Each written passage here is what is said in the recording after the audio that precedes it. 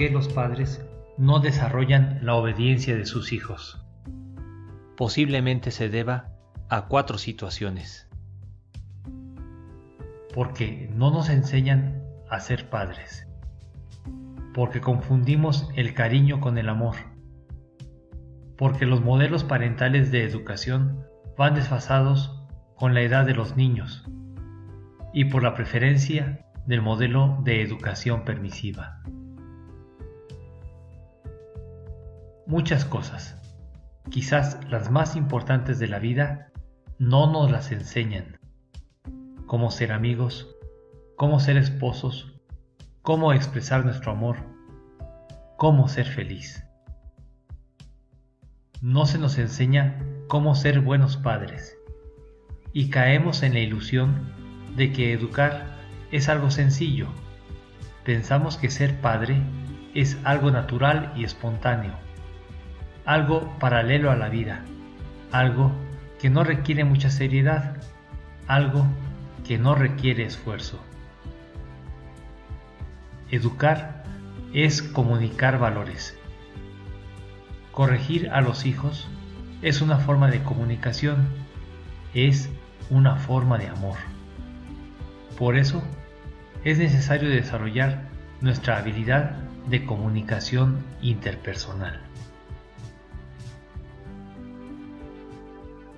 Confundimos el cariño con el amor. Cuando nuestros hijos son pequeños, manifestamos una necesidad humana, una necesidad biológica de afecto, y reaccionamos de manera natural a su sonrisa, a su olor, a sus abrazos, a su cariño. Manifestamos una necesidad natural de amar a alguien, y satisfacemos esa necesidad y nos complacemos protegiéndole y proveyéndole. Y no queremos ser, precisamente nosotros, los que alguna vez le hagamos sufrir. Eso es cariño. El amor es un sentimiento mucho más intenso y más complejo. En principio, no es un sentimiento temporal, es un sentimiento que evoluciona. Es una composición de sentimientos, es el sentimiento que caracteriza al ser humano, muy difícil de definir. Sin embargo, provisionalmente diremos que amar es el deseo de sacrificarse por otra persona. Durante las primeras etapas de la niñez, los padres no corrigen a sus hijos porque la fuerza del cariño es tan intensa que tiene dudas si está haciendo lo correcto, que tienen miedo de maltratar innecesariamente a sus hijos. Otro aspecto relacionado con el cariño es que el padre ve el desarrollo del niño a través de su propia niñez. El padre cree que el niño siente y piensa como él sentía en su propia infancia.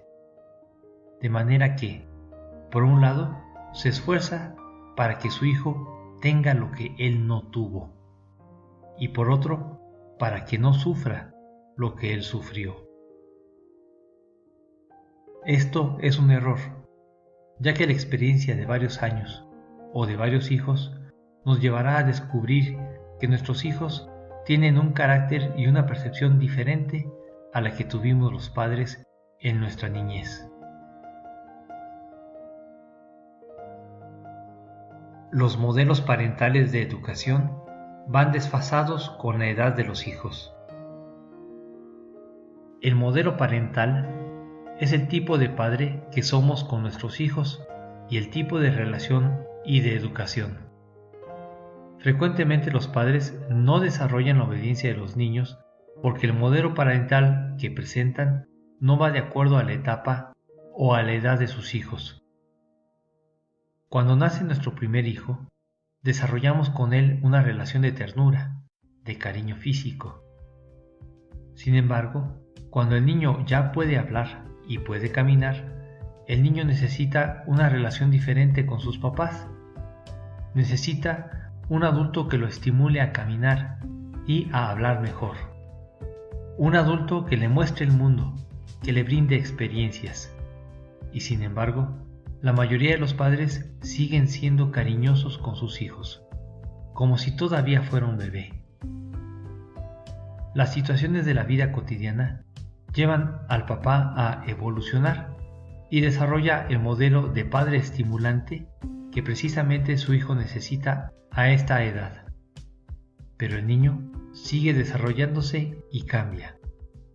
A los 3 años, el niño necesita desarrollar hábitos de seguridad y de higiene. Entonces, necesita a un papá vigilante. Pero el papá sigue siendo un padre estimulante. Cuando el padre cambia su modelo de estimulante a vigilante, el niño otra vez ya creció. Tiene 5 años y necesita un modelo diferente. Y así sucesivamente. El problema es que no desarrollamos nuestro modelo parental y de educación en el mismo grado que el desarrollo del niño. Porque, por falta de preparación, nos es muy difícil prever o planear nuestra forma de ser y de tratar a nuestros hijos. Finalmente, los padres no desarrollan la obediencia de sus hijos porque prefieren el modelo de educación permisiva. El modelo de educación permisiva se ve favorecido por el espíritu liberal de nuestra época. La educación permisiva se caracteriza por una tendencia a consentir o a dar permiso para ciertas cosas.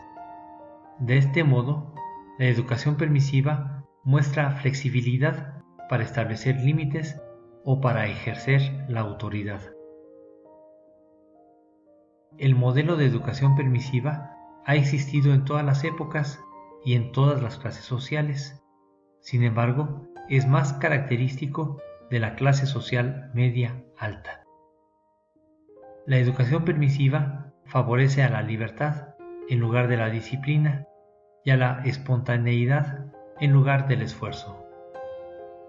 Pero la educación permisiva no es un factor de éxito. Se ha observado que las familias de clase social alta con éxito económico meritorio no utilizan este modelo.